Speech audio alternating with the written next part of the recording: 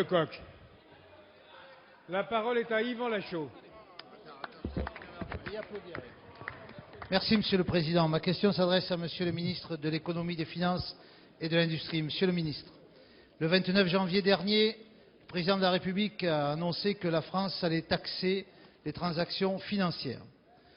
Pour nous, centristes, nous avons depuis longtemps défendu cette mesure, une mesure juste qui va dans le sens de la régulation des finances mondiales et de la moralisation du capitalisme. Nous devrions d'ailleurs, sur ces bancs, tous partager cette idée. Au moment où les déficits sont dramatiquement élevés, au moment où tous les pays adoptent la règle d'or, l'équilibre financier, les efforts doivent être partagés, et notamment par le secteur financier. Car, en effet, la finance a beaucoup pesé dans la crise. Les banques ont pu bénéficier de soutiens importants des États.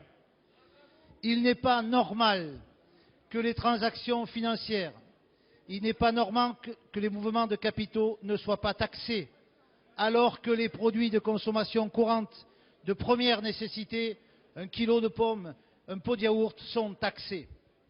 Cette taxe a été décidée, le Parlement européen en a décidé, la Commission européenne en a exprimé les contours, les dirigeants français et allemands se sont publiquement exprimés et engagés. On peut se réjouir que la France soit à l'initiative d'une telle décision. Nous, centristes, appelons le gouvernement à exclure du champ d'application de cette taxe l'épargne salariale. Il paraît normal que les salariés soient encouragés à l'acquisition de parts dans leur entreprise et que celle-ci ne soit pas taxée. Cette mesure serait plus juste. Monsieur le ministre, l'Assemblée va certainement décider de cette mesure dans les jours qui viennent. Pouvez-vous nous informer sur le calendrier européen par rapport à l'application d'une telle mesure? Merci. Monsieur le ministre de l'Économie, des Finances et de l'Industrie. Merci, Monsieur le Président, Mesdames et Messieurs les députés, Monsieur le Président Lachaud.